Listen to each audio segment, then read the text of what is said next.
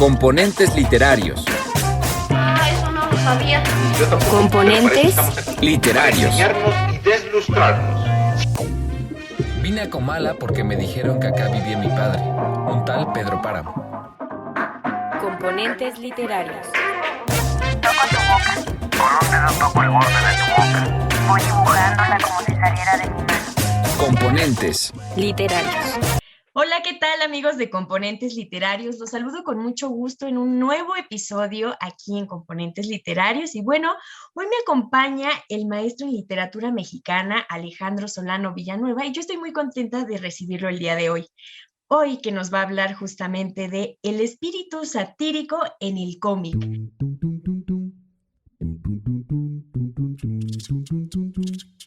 Gramática es el arte o la ciencia, pues en esto no nos hemos puesto de acuerdo, que nos enseña a leer y a escribir correctamente el idioma castellano.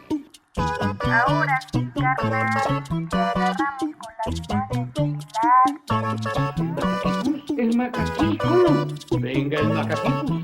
Venga.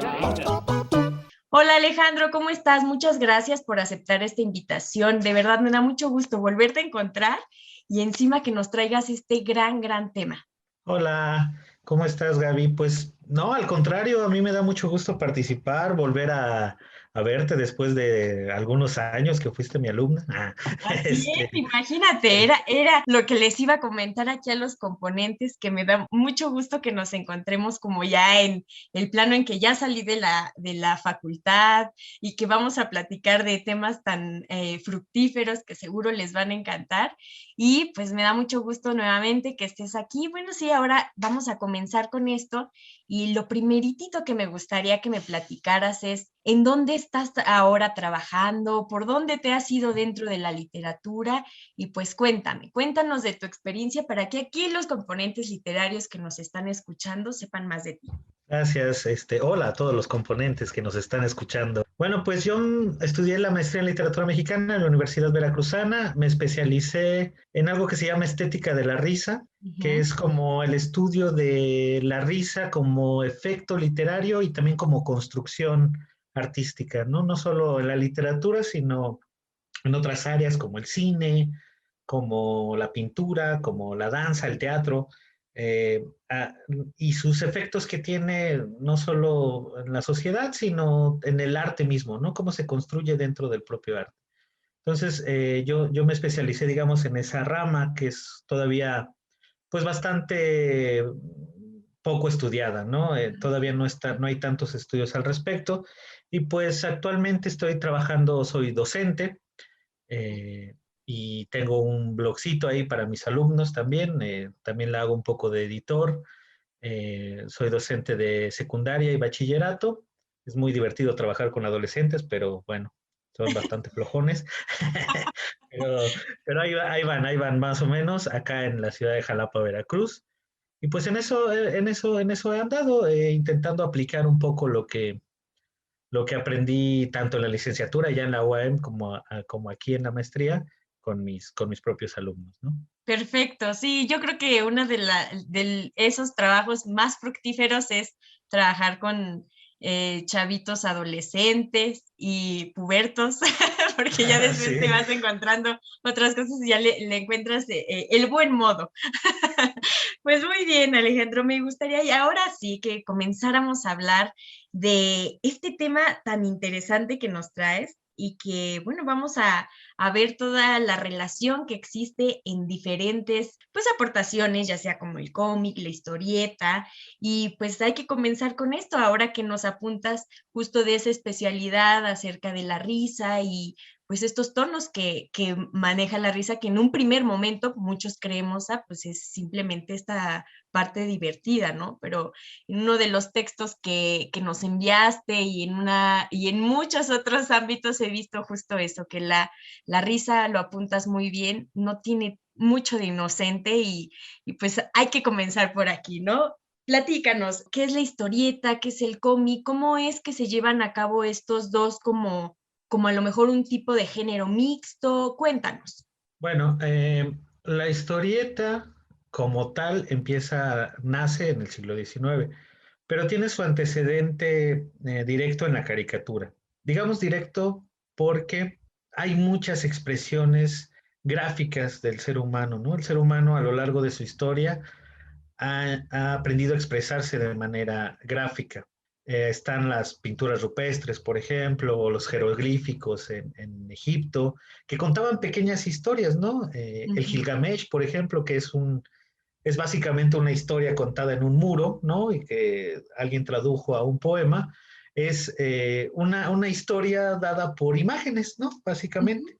Pero cuando se da el surgimiento de las revoluciones sociales y de la imprenta, también se empiezan a expandir un poco estos lenguajes caricaturescos. Ya existía en la pintura, evidentemente, el lenguaje caricaturesco, o sea, puedes encontrar pinturas con un evidente sentido de burla, ¿no?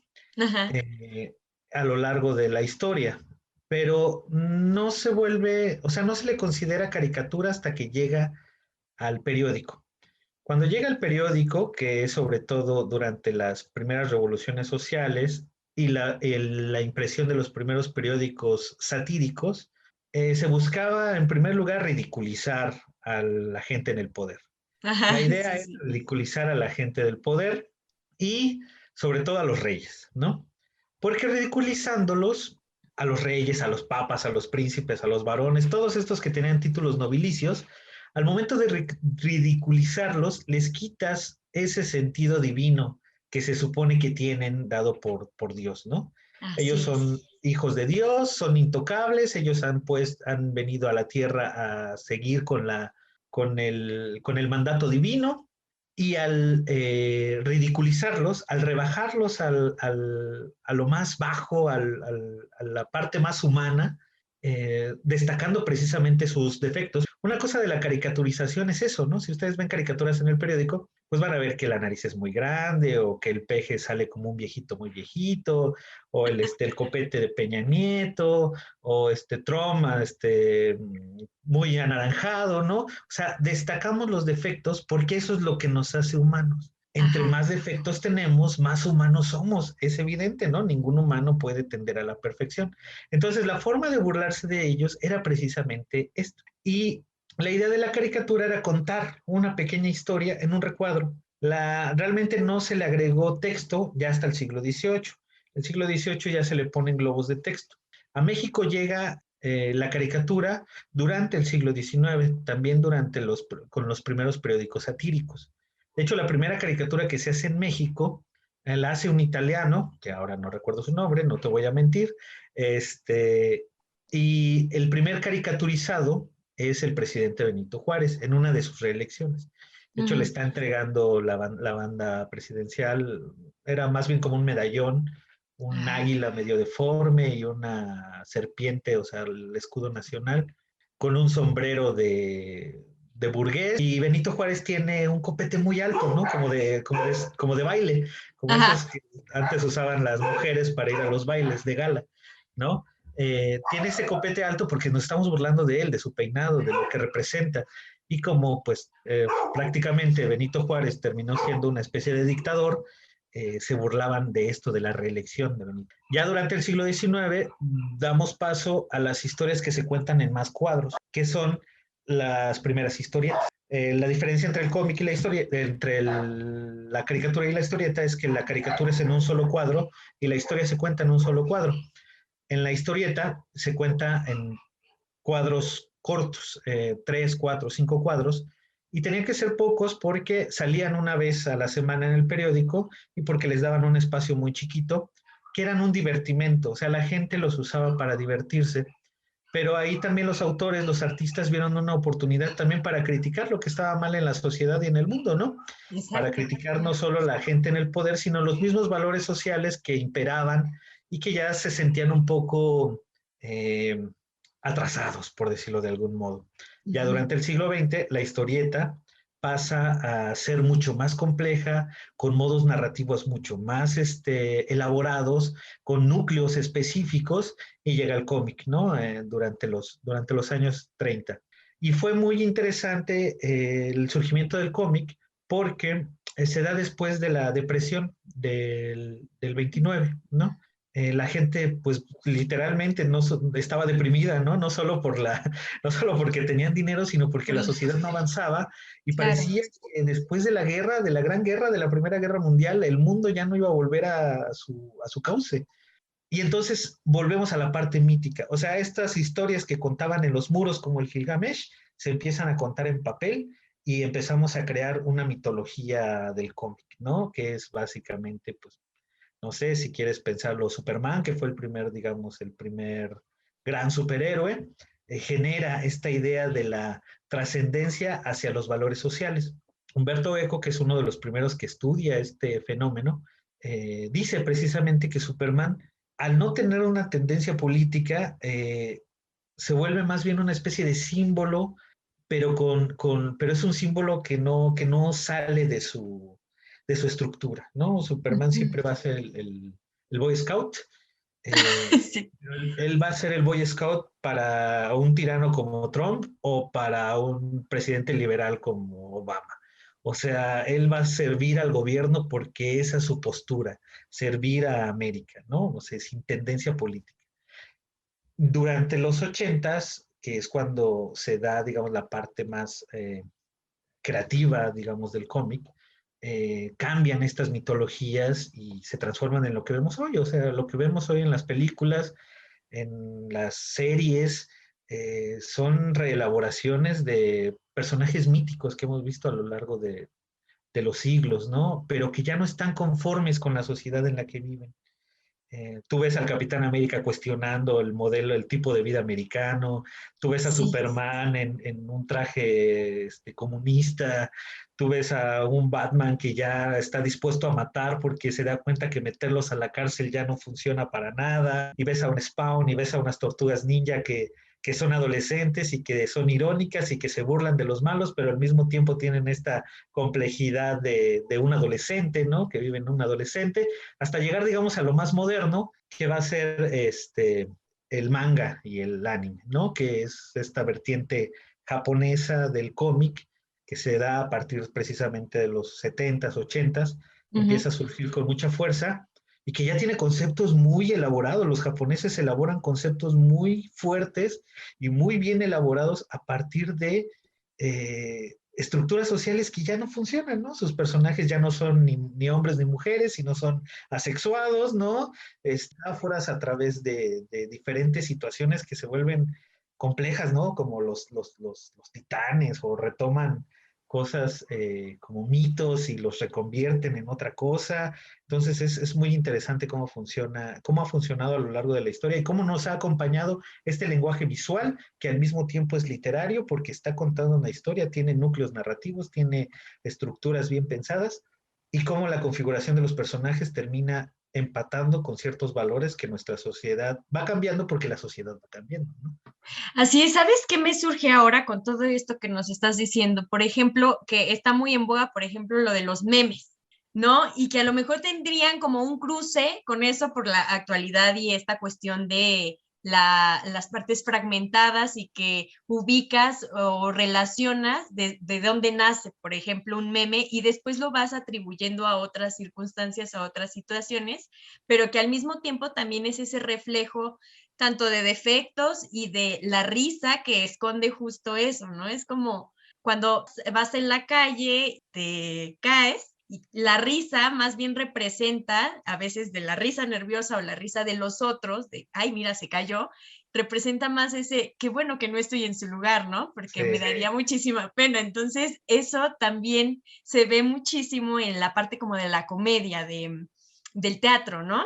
Cuando descubres estos defectos que están en los personajes y que esos mismos personajes que aparte exaltan todo, estaba pensando en las preciosas ridículas, que justamente retratan como esta potencialidad del defecto, pero que al mismo tiempo nosotros nos vemos implicados en eso y a veces queremos quedarnos callados de, híjole, creo que algo de ellos tengo, ¿no? Y que pues se va construyendo así también la sociedad. Y ahora me gustaría mucho que me platicaras, por ejemplo, por ejemplo, de Mafalda, de Garfield, que ya me habías dicho un poquito acerca de eso. ¿Qué sucede con estas estructuras? ¿Cómo es que también vemos a nuestra parte como de nación, puede ser, o a lo mejor de territorio, o en el caso, por ejemplo, específicamente de Argentina, pero que también Mafalda puede ser atribuible a cualquier punto del mundo? Porque justo están también esa situación del gobierno, esa situación de una niña que está representando también un área como de conciencia, de filosofía, de visión y de ideología. Entonces, ¿cómo es este proceso que además de la risa y además de esos puntos de exageración, también podemos estar adquiriendo como seres humanos cierta conciencia a través de un dibujo o a través de una frase, ¿no? Incluso con esto que ya es bastante trillada de para en el mundo me quiero bajar, y que la van transformándose para un montón de cosas, pero aún así que contiene un significado que nos hace falta y que nos identifica. Sí, estas historietas se han mantenido vigentes porque precisamente hablan de del humano como un constructo constante. O sea, pensamos que el humano o el ser humano ha llegado a su potencialidad máxima y siempre terminamos descubriendo que no es así. Y cuando parece que ha llegado a su potencial máximo, resulta que ha sacrificado muchas cosas en el camino, ¿no? Entre ellas, ciertas concepciones sociales o ciertas libertades, o sacrificar cierto tipo de moral en favor de un proyecto político, por decirlo así, ¿no? Estas historietas, cuando llegan al siglo XX, resulta que tienen un poder de convocatoria muy fuerte. Los niños compraban el periódico los domingos para ver las historietas. Los papás veían las noticias y leían las columnas de opinión y todo lo que trae el periódico. La intención no era, o creo, no digo, no estoy seguro, pero la intención era un poco educar o hacer pensar al niño más allá del entretenimiento sólido. Cuando lo ven los papás, se dan cuenta de que los conceptos que están contenidos ahí pueden afectar de algún modo el valor que le está enseñando el papá al hijo. ¿En qué sentido? En que la formación moral viene de la familia. Si tú ves, y se reproduce, o sea, sigue constante. Yo he tenido papás que se quejan, por ejemplo, de que a veces trabajo con caricaturas como Hora de Aventura, ¿no? Que Hora de Aventura es satánico y que les va a enseñar antivalores a los niños y que entonces dices, o Steven Universe, ¿no? Que también es una caricatura que me gusta mucho. Y ven así de no, y está promocionando el lesbianismo y está diciéndole a los niños que sean homosexuales y no, solo les estoy mostrando una visión del mundo que tuvo ese autor, y que está criticando estos valores retrógradas que usted le está enseñando en su casa a su hijo, ¿no? Justo. Que no ha acabado de aterrizar. Entonces, por eso esas historietas siguen vigentes. Mafalda, el caso específico de Mafalda es tan importante para el mundo cultural que toma conceptos que pueden caer en cualquier lado, ¿no? Mafalda critica el analfabetismo, critica nuestra doble moral, critica los gobiernos totalitarios, y lo hace a través de pequeños bloques sin criticarlos, porque el gobierno, los que trabajan en el gobierno son muy sensibles a estas cosas. Lo de los memes, hace rato, hace como 2 años, hace un año, una diputada se atrevió a proponer una ley para censurar los memes contra las figuras públicas. No podían, sí, listo. No quería que se burlaran de ella. ¿Qué logró? Pues que se burlaran más de ella, ¿no? Porque nos damos cuenta que tiene un efecto social importante. Y eso lograba Mafalda, eso lograba cosas como te decía Garfield, ¿no? Garfield parece que solo es un gato panzón que no quiere hacer nada. Y de repente te das cuenta que tú eres el dueño de Garfield, que no tienes trabajo, no tienes estabilidad laboral, tienes que mantener a tu gato, tienes que mantener a tu perro, y tu gato no hace nada por ayudarte, ¿no? Y al mismo tiempo el gato, Garfield, es una metáfora del sistema de vida americano, ¿no? ¿Qué haces? medio sobrevives, te das a la engordadera. Súper consumista con lo poco que tienes aparte, ¿no? Claro, o sea, lo que haces es explotar al sistema lo más que puedes para no hacer nada o hacer el mínimo esfuerzo, ¿no? Que esa es la cuestión con Garfield, porque aparte Garfield tiene este sentido hasta cínico, filosóficamente es un cínico, ¿no? Porque él acepta que le da flojera todo y que no quiere hacer nada, ¿no? Y aún así se le sigue alimentando. Eh, y es esta parte del valor, ¿no? Es esta parte de lo cínico que sí dices, no, qué chistoso. Yo he hecho eso en algunos momentos. No, Sí. el dueño, ¿no? Es un tonto, ¿no? ¿Cómo está manteniendo a ese gato flojo? Yo mantengo a mis perrijos y a mis gatijos, ¿no? Y Ajá. estoy medio comiendo yo para que ellos coman. Entonces, es una forma que en ese momento no era tan vigente, pero lo ves ahora y dices, yo soy ese vato, ¿no? O sea, yo me siento como ese vato. Y así hay muchas formas que incluso alcanzan terrenos filosóficos muy profundos. A mí, por ejemplo, me gusta mucho Calvin y Hobbes, que es básicamente una historieta sobre un niño que habla con un tigre imaginario, pero hablan sobre filosofía a partir de conceptos muy básicos, ¿no? Hay una donde cuestiona, por ejemplo, la existencia de Santa Claus, ¿no? Y le dice, bueno, tú ya sabes que Santa Claus no existe, ¿por qué sigues fingiendo que existe? Porque sé que Santa Claus no existe, pero los regalos sí. Entonces, yo voy a seguir fingiendo que Santa Claus existe mientras me sigan dando regalos, ¿no? Es una Claro. forma del utilitarismo muy básica, ¿no? Que terminan cuestionándolo, incluso pues por eso se llama Calvin y Hobbes, por los filósofos, ¿no? Calvino y Sí. Hobbes. Y que es un constante diálogo sobre los valores, sobre lo que nos enfrentamos y sobre lo que los niños pueden ir resolviendo en su día a día. Y el otro es Tintín, por ejemplo, o Tintin, como dicen los europeos. Tintín es una novela de aventuras. Y dices, ¿por qué la policía es incapaz de resolver los casos que puede resolver un chico que es un periodista, un fotoperiodista, ¿no? Acompañado de un perro y de un borracho y de un, o sea, y de un capitán borracho. ¿Por qué la policía no puede hacerlo? Siempre se le ridiculiza a la policía. Hay un par de personajes que son detectives y que siempre terminan enredados en otras cosas que nada tienen que ver con el asunto que se está tratando, porque es una forma de decir que el Justo eso. sistema no funciona, que nosotros terminamos resolviendo el asunto, ¿no? Y que pues a él le dan los premios y todo, pero él no quiere ser parte del gobierno, él sigue siendo parte del periódico porque su intención no es solucionar la vida, sino informar sobre este asunto. Y es lo que logra, ¿no? Tintín o Tintin. Incluso hay una versión de película creo que la dirige, no sé si la dirige o la produce Steven Spielberg, pero es muy buena la película.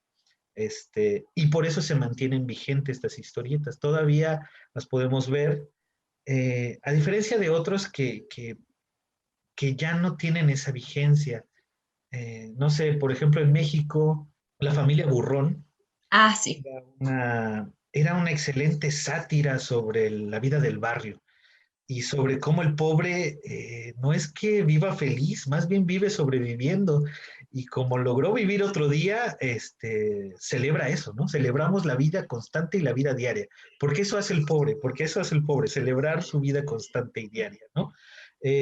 O como Calimán, ¿no? Que de los superhéroes mexicanos, digamos, el único superhéroe, por decirlo así, mexicano de historieta, que influye en nuestra cultura porque es algo mágico, es algo místico, es algo que tiene que ver con lo que somos, o los cómics que que salieron de luchadores, ¿no?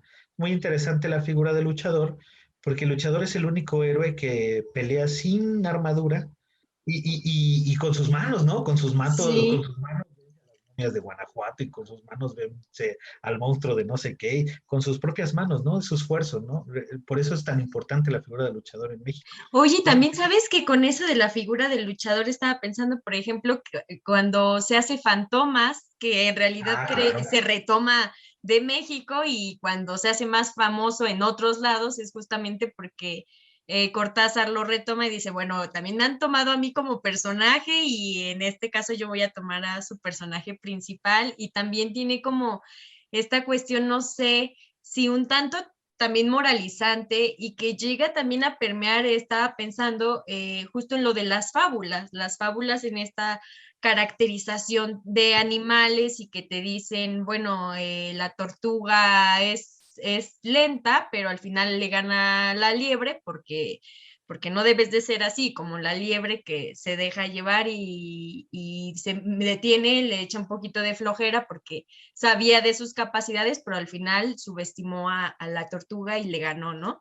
Entonces, como que también siento que con lo que nos estás platicando tiene mucho esta funcionalidad que cambia dependiendo también de esta sociedad que va necesitando cosas distintas, ¿no? Que sus necesidades se cubren de otras situaciones o que en el caso, por ejemplo, ahora que decías de los papás que se quejan de, ay, no, ¿por qué les enseñan eso a los niños? O por qué puede ser un ejemplo esta manga o este cómic, esta historieta, si en casa deberían de enseñarles de esta manera o en la escuela de esta manera. Y también esa como que cultura de la cancelación como que está muy en boga ahora, pero que sí se ve que se fue anidando desde tiempo atrás. O sea, yo recuerdo en mi época cuando decían, cuando estaba chica, que decían, no debes de ver Pikachu o no debes de ver tales caricaturas porque o estaban con Satanás o el demonio y te jugaban tantas cosas que también tenía que ver mucho con el sistema entre el bien y el mal. Y también en este caso, por ejemplo, pues era la televisión era el máximo, ahora está el internet, ¿no? Pero la televisión era como que el máximo entretenimiento en todos los sentidos, incluso para canales de música, para todo esto, y generaba en nosotros como esa satisfacción o ese sentido de desaburrimiento, porque pues casi la cultura en sí de la lectura y de toda esta cuestión del hábito no es tanto en países de América Latina, por ejemplo. Entonces, el generar esa descarga de todo en este lado de entretenimiento, primero en la televisión y ahora a través del internet, creo que sí también es como bastante cuestionable entender que se buscan otros sistemas y que la misma sociedad está buscando eso o cubrir esas necesidades, porque a veces dejamos de entender cuáles son las preocupaciones reales de los chavos o estamos viendo que en realidad en ellos existe mucho que decir, pero no saben cómo protegerlo porque seguimos todavía con mucho arraigo de sistemas pasados. Y eso lo digo como en la estructura familiar y en la colocación de pensamiento de qué debe ser un papá, qué debe ser una mamá, qué debe ser el niño. Sí, la cosa es que no hemos alcanzado. Lo que dices es que la sociedad manifiesta ya nuevas estructuras morales, ¿no? Entonces, lo que quieren hacer, lo que quieren hacer los nuevos artistas es precisamente pensar que esas estructuras pueden manifestarse a través de su arte, ¿no? De sus formas artísticas. Como te decía, por ejemplo, lo de las caricaturas. Y a los poderosos les encanta censurar estas cosas, ¿no? Todo mundo censura porque ven que está sucediendo un cambio y no están dispuestos a aceptarlo, a tomarlo. Le pasó a todos, ¿no? Mafalda fue censurada, Tintín fue censurado, Superman fue censurado, Batman fue censurado, los X-Men en su momento fueron muy censurados porque representaban precisamente esa parte de la sociedad que el mismo gobierno reprimía, ¿no? Los extraños, los otros, los que no son blancos, los que no son heterosexuales, los que no son, pensantes como yo, los inmorales, ¿sí me explico? Buscaba de algún modo, por ejemplo, X-Men, poner el asunto de la segregación cultural, racial y sexual, que estaba muy en boga en los 60s, ¿no? Y en los 70s, gracias a los hippies y todo esto, la revolución sexual, ¿no? Buscaban poner en la mesa esa discusión para la gente joven. Ajá. O sea, vamos a pensar que a los viejos ya no podemos salvarlos. O sea, los viejos, perro viejo no aprende nuevos trucos. Que los viejos ya no podemos salvarlos. Entonces, ¿a quién podemos ir que pueda cambiar esta sociedad, que pueda hacer de este mundo algo más inclusivo, que pueda hacer de este mundo un mejor lugar para todos, pues en los A jóvenes, los ¿no? niños. Y en Ajá. ellos recae precisamente esta especie de responsabilidad de tomar esos valores que transmiten estos productos culturales y transformarlos en otra cosa, transformarlos en movimientos sociales, en movimientos políticos. Eh, yo veía un documental que decía que en todas las revoluciones puedes encontrar el símbolo de Superman. Y ponen un montón de fotos, revolución en Irak, y hay alguien con el símbolo de Superman. Revolución en, no sé, en Cuba, y hay alguien con el símbolo de Superman. ¿No? Revolución en esto, revolución en otro. ¿Por qué? Porque sí representa esperanza. Porque sí podemos lograr ser esa persona, porque los altos valores sí pueden ser, ¿no? También representa el capitalismo, también representa todo eso, sí lo representa, pero también tiene un bagaje ético y moral detrás, Moral. ¿no? Que yo traigo una playera de Batman, que los símbolos también de algún modo toma esos valores para manifestarlos en su sociedad. Y eso es a lo que le tienen miedo los poderosos, los políticos y los moralistas. Eso es a lo que le tienen miedo precisamente, a que el producto cultural trascienda ese valor y que la risa se transforme en ideología y que el pensamiento que manifiesta Mafalda se transforme en revolución, ¿no? Porque les asusta que la sociedad cambie, pero no para ellos, o sea, no para bien de ellos, sino para el bien propio de la sociedad, ¿no? Desafortunadamente, como tú dices, en Latinoamérica vamos un poquito más atrás, unos pasillos más atrás, pero creo que se está moviendo, ¿no? Se está volviendo algo constante y los productos culturales lo reflejan. Ya no se hace tanta historieta mexicana como antes. Es muy fuerte el poder que tiene Marvel y DC y todas estas grandes empresas. Es muy, muy fuerte. Es capitalismo absoluto.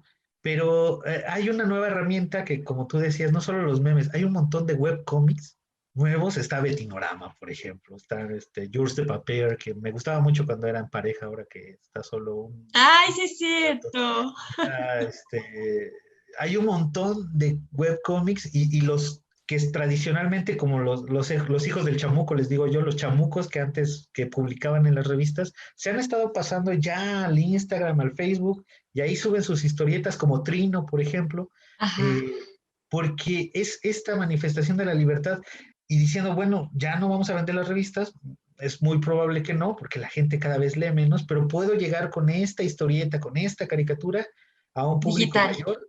Y claro, y como en el mundo digital están los jóvenes, ellos pueden recibir el mensaje, soltar una carcajada, ¿no? Y de paso decir, no, pues sí. Estoy ahí. Y quedarte con este sentido de burla, porque con el sentido de la burla, pero de la burla reflexiva, ¿no? Porque también hay un tipo de risa que es muy complaciente, los programas de Televisa, por ejemplo, las comedias estas, como... De Derbez, por ejemplo. Derbez, claro, sí, estas películas, cursis, que mi mamá se metió con mi tío y otra vez regresó con la tía. Ajá, ese sí. Son divertidas, sí son para entretener, pero no te puedes quedar ahí, pues. La idea es claro. que el producto cultural te lleve a un nivel de reflexión en el que precisamente el espíritu satírico pueda trascender hacia la sociedad y que el producto cultural, esos símbolos que estamos utilizando, sean realmente una parte importante de la nueva valoración social, ¿no? Que es lo que buscan los autores en primera instancia. Ahora ya son muy comerciales los asuntos de los superhéroes y esas cosas, pero hay muchas otras formas de enseñar a través de esta herramienta que es el cómic o la historieta, ¿no? Está Rius, por ejemplo, ¿no? Que enseña filosofía, o enseñaba, ¿no? Ahora ya pasó a mejor vida. Mejor vida. Enseñaba filosofía con dibujos, poniendo situaciones ridículas, explicando la Segunda Guerra Mundial con monitos, ¿no? Y dices, no, pues entendí mejor que con todas las clases de historia que he tomado, porque lo reduce a un lenguaje que podemos comprender, porque somos humanos, nos comunicamos con imágenes y con palabras.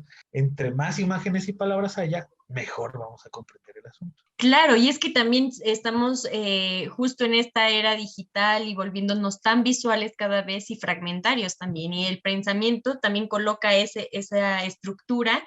Y con esto que nos estás platicando, una pregunta que me surge acerca de la educación, porque bueno, sabemos que eres profesor, que estás dando clases justo en estas etapas de las que estamos platicando, ¿no? Que para los demás, para toda la gente que es creativa en este sentido, le resulta más conveniente a qué público le llega, y que si es joven mucho mejor, porque tenemos ese chip o esa frase tan trillada de que déjale un mejor mundo a los jóvenes y que los jóvenes también se encarguen de ser el futuro del país, ¿no? O ser el futuro del mundo. Entonces, en este sentido, me gustaría mucho que me platicaras tú cómo llevas a cabo, sí, utilizas mucho esta cuestión de los cómics, ¿cuál es el recibimiento que ves en a los alumnos? Porque también aquí tenemos una buena audiencia que da clases y que constantemente nos piden ayuda acerca de esto. ¿Cómo ser también con participación de una estrategia didáctica, utilizar este tipo de materiales y que al mismo tiempo se cree conciencia? Porque lo importante también de esto es que a veces no se dan cuenta que ya están aprendiendo algo más, como esto que decías de la Segunda Guerra Mundial, por ejemplo, ¿no? Que hay veces que te chutas todo, primero, segundo, tercero, cuarto, toda la primaria, y que al final te resuena que en la SEP, por ejemplo, aquí en México, que la historia es contada por determinadas personas y no vemos otra parte, otra visión, no nos enseñan a ser críticos, a analizar las diferentes posturas, y nos vamos siempre con esta cuestión de que esto es bueno, esto es malo, esto es bueno, esto es malo, cuando existen como que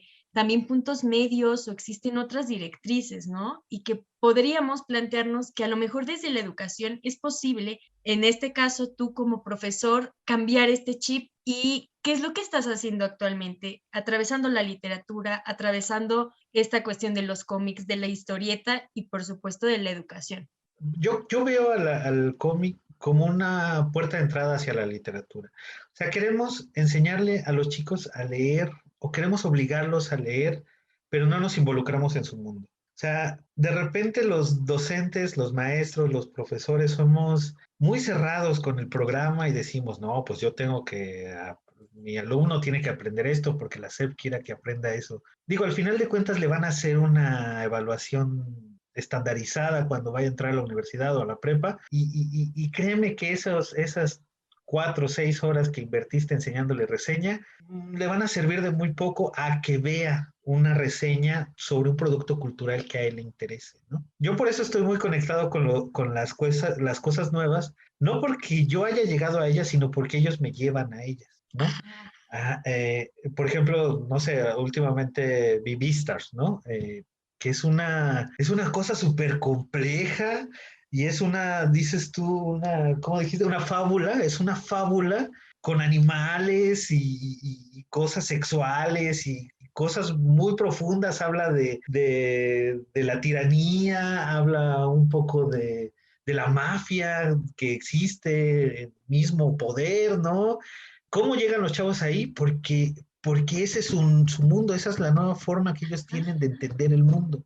Si tú en automático dices, no, el anime, los cómics, el manga, todas esas cosas son charrerías, eso no sirve, eso no es literatura, eso no lo vamos a tomar aquí porque no es literatura. En automático estás perdiendo a un lector, porque ese lector que ahorita está leyendo mangas, si le conectas las cosas, va a terminar en un libro. Si conectas One Piece con la Isla del Tesoro, eventualmente el chico solito va a llegar a la Isla del Tesoro. O con Robinson Crusoe, si le explicas que lo que estás viendo en One Piece tiene una tradición vastísima de literatura sobre el mar, el chico va a terminar llegando solo. Ni siquiera tienes que obligarlo. El chico va a terminar llegando solo. Las editoriales se han dado cuenta de esto y cada vez sacan más libros en estilo de cómic. Por ejemplo, yo este año leí con mis alumnos 2 cuentos de Hinojosa en versión cómic. Los niños perdidos o los chicos perdidos, no sé cómo se llama, y el contrato negro o el documento negro, algo así se llama. Son 2 cuentos de Francisco Hinojosa. Francisco Hinojosa es súper prolífico para los chicos y para chicos y grandes, ¿no? Y además maneja conceptos profundos, pues, o sea, no solo es el cómic por el cómic, sino que intenta enseñarle algo a los niños, ¿no? Algo sobre la pobreza, algo sobre cómo la miseria afecta a las personas, que tienes que ser empático, que tienes que ser realista, etcétera, ¿no? El Informe Negro se llama el otro, el Informe Negro, de Francisco Hinojosa. Y cada vez se hacen más novelas que tienden a ser caricaturizadas, ¿no? Yo tengo una edición muy bonita del Hombre que ríe, por ejemplo. A partir del show del Guasón, ¿no? Que ganó el Oscar y todo, sacaron esta edición bonita del Hombre que ríe con el texto original de Víctor Hugo y dices, oh, o sea, el vato que hizo la adaptación es muy bueno y el que hizo las ilustraciones también es magnífico, ¿no? Y entonces, si en automático le dices al niño, no, es que tú estás leyendo Batman y el Guasón y esas cosas, no, esas cosas son infantiles, eso no, la literatura, mejor lee El Hombre que ríe, lo vas a perder para siempre. O sea, el chico no quiere leer una novela del siglo XIX, que aparte está llena de descripciones y de cosas, pues no la quiere leer, ¿no? Entonces, ¿qué haces? Pues llegas con el cómic, ¿no? Y le dices, mira, ya que leíste Batman, ahora léete este cómic sobre El Hombre que ríe. Vas a ver que se parecen mucho y que hay una larga tradición sobre los payasos y sobre los payasos malignos y él solito, si le interesa, va a llegar a It después, ¿no? O va a leer It en algún momento, va a leer otra cosa sobre payasos, o se va a interesar por ese tipo de cosas porque no estamos descartando su mundo.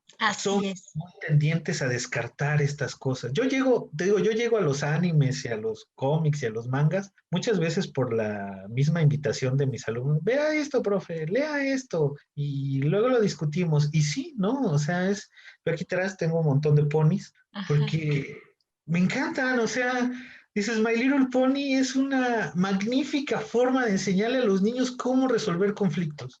Dices, el poder de la amistad, ay, qué cursi. No, es la única forma que deberíamos tener de resolver conflictos, hablándolo, dialogando, llegando con una buena actitud, ¿no? Y al mismo tiempo es colorido, divertido, y hay papás que dicen, no, mi niño va a consumir puras cosas serias, ¿no? Le puse un documental sobre las bacterias que, ¿no? Y dices, ay, ¿por qué el niño no puede divertirse y aprender al mismo tiempo? ¿Por qué? Así es. Y ahora la literatura infantil tiene tantas variantes tan bonitas, o sea, la literatura infantil desde que nació a mediados del siglo XX, prensó ya al producto para niños, ¿no? Hay otras cosas que queremos adaptar, no sé, vi una vez una adaptación que hizo Selecto del Quijote para niños, ¿no?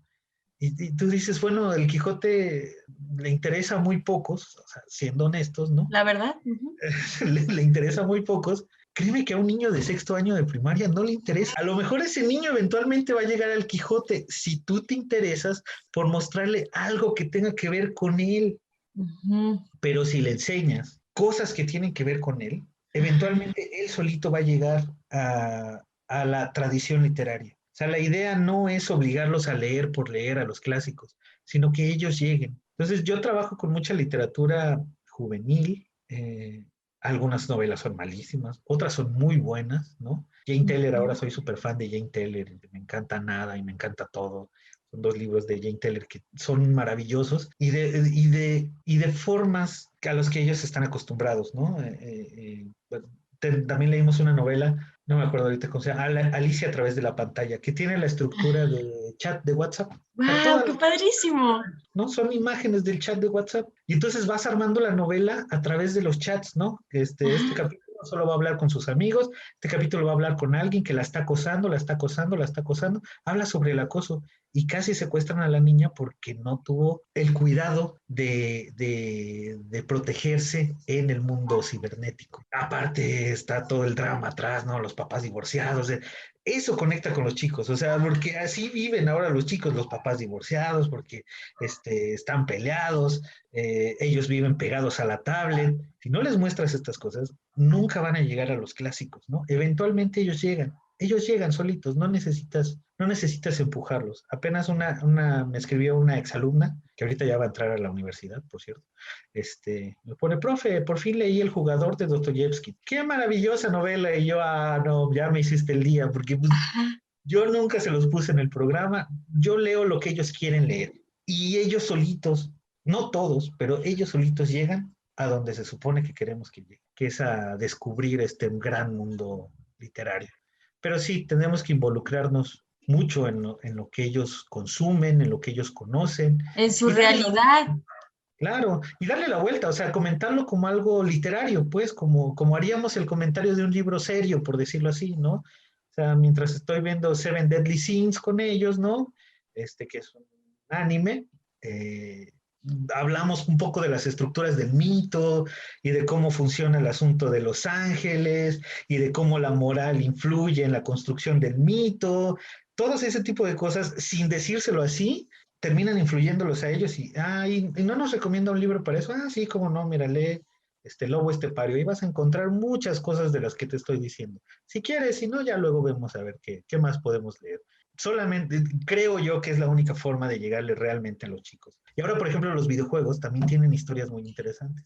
Y tú le vas cambiando también, ¿no? Claro. O sea, tú vas creando la historia al mismo tiempo y puedes buscar la manera de, a lo mejor, de interesarlos por la escritura o cómo funciona un narrador o etcétera, ¿no? Cómo se van poniendo también los obstáculos. Además, ahora tienen herramientas muy interesantes de expresión como el Wattpad y estas cosas que ellos hacen de sus fanfictions, ¿no?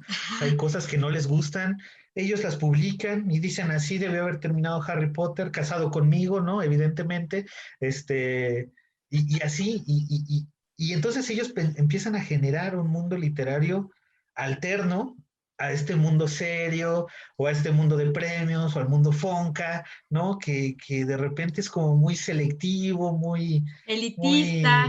Sí, sí, claro, ¿no? De repente es como estos narradores que son como muy elevados y no sé qué. Estos chavos andan escribiendo en internet sus pensamientos, sus sentimientos, sus emociones y generan obras literarias que hay que tomarlas en cuenta, no solo para la tradición, sino para enseñar, para mostrar que la literatura no tiene por qué morir en el papel si puede seguir dándole vida los mismos chicos, ¿no? Los mismos chicos pueden seguirle dando vida a este asunto.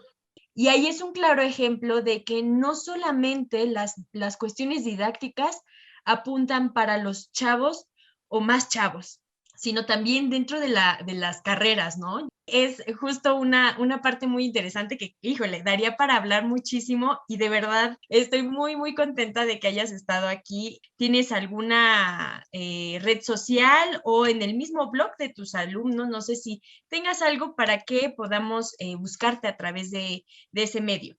Me encuentran como Alejandro Costeño, que era mi mote de hace algunos años. También estoy como Alejandro Solanov, con V al final en Facebook.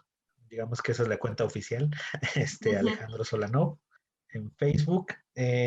Publico un blog con la escuela donde trabajo, que es sobre literaria de los alumnos. Todos son textos de chicos. Tenemos poemas, cuentos, ensayos muy interesantes.